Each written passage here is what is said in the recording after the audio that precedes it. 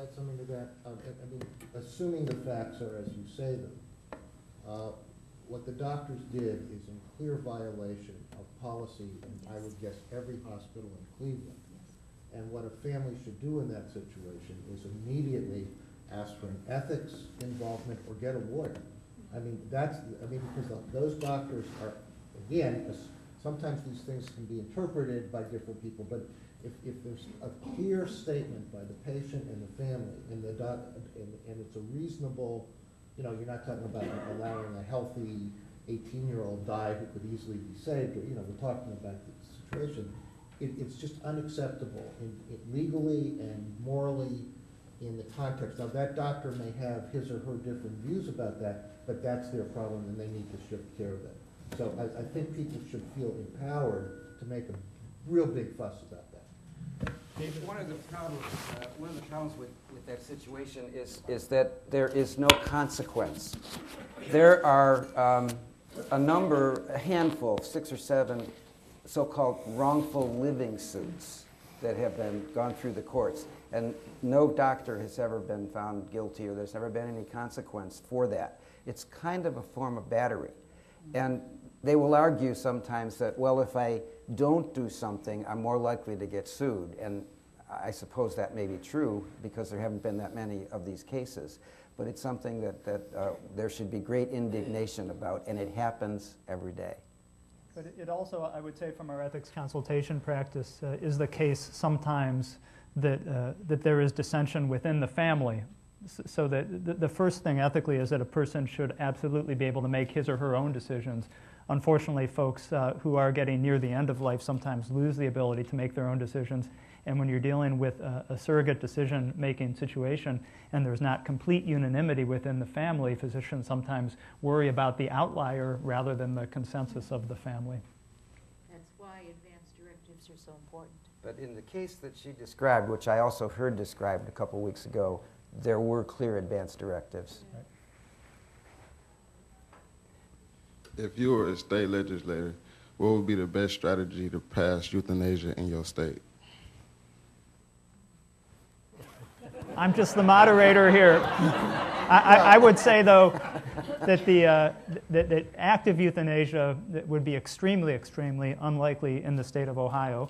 And the way I view politics, someone who was pushing for active euthanasia may make physician-assisted suicide looks like the middle ground and would maybe give it a little more sort of impetus than it otherwise might have. I think physician-assisted suicide is also unlikely in Ohio, but my read of the Oregon experience is that most folks who want to have physician-assisted suicide medication prescribed to them really just want to hold on to that prescription as a way of maintaining control, and in the end they won't actually use it. And I think that's a very interesting observation.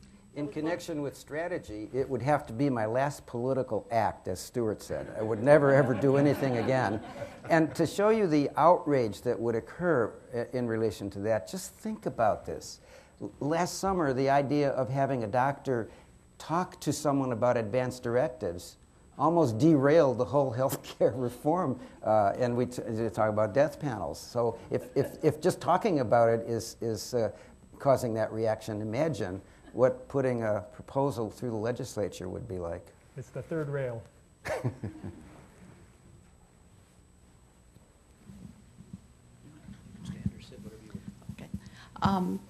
What is being done to educate doctors to make referrals to hospice earlier, not at the very last 2 days or something? That I'm a hospice volunteer, and I often see people who should have been on hospice way sooner, but doctors don't refer.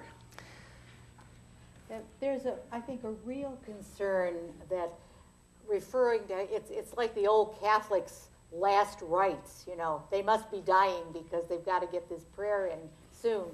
I think there has to be a movement to understand that hospice, first of all, tends to make people live longer because they're getting good care and good pain relief, but also that it isn't a last-ditch stand, and if the patient, hooray, lives more than 6 months, you can get it renewed. And what's being done to help doctors see this? Not enough would be my answer. Well, we have a hospice institute at Hospice of the Western Reserve, and it's very, very intimately engaged in physician education. Every medical student from Case Western Reserve Medical School comes through our facility on a rotation. We work with Dr. Stuart Youngner in the ethics program. There's a postgraduate ethics program that's educating a lot of physicians, and Stuart you doubled up on us this year. We used to get about 20, and he said, can you do 40? And so we're doing 40. But there is education going. Unfortunately, end-of-life care is not yet taught in the medical schools. So we're kind of like where oncology maybe was in the 60s.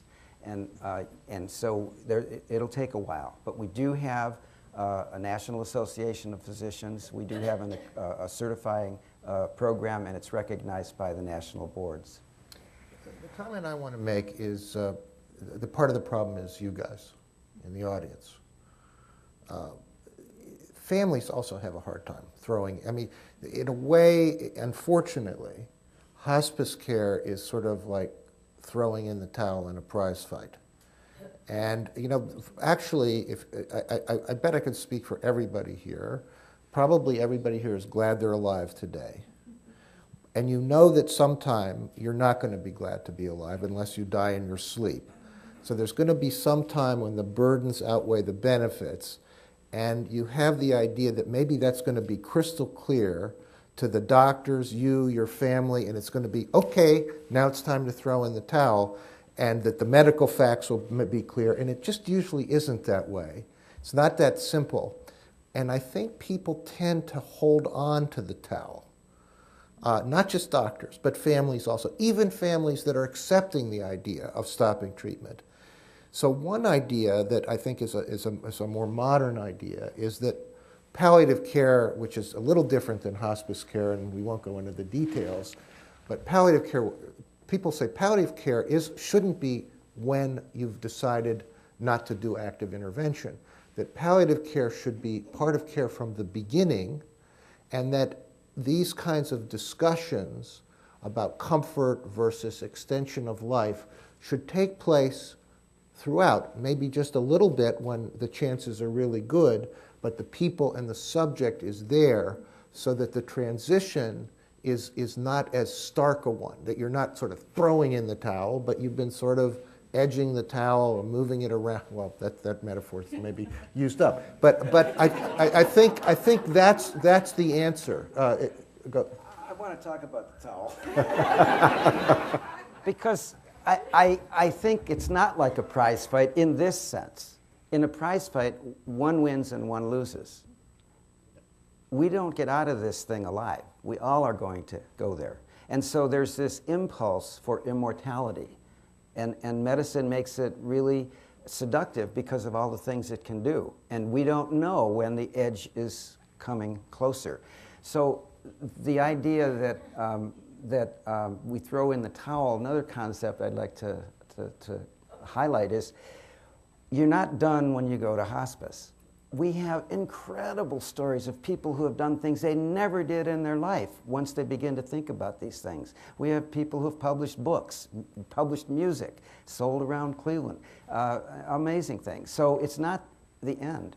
It's what quality can ensue and take place during that period of what I call better than in an intensive care unit. In the meantime, the bad news is there. You know, we didn't cause the bad news, but how are we going to relate to the time that's left? So back to the question of medical students, I think it's critical, and I do think we do a better job now than we did 20 years ago. We'll probably be doing a better job in the future. But what we say to our students and residents all the time is, are you doing things to the patient or are you doing things for the patient?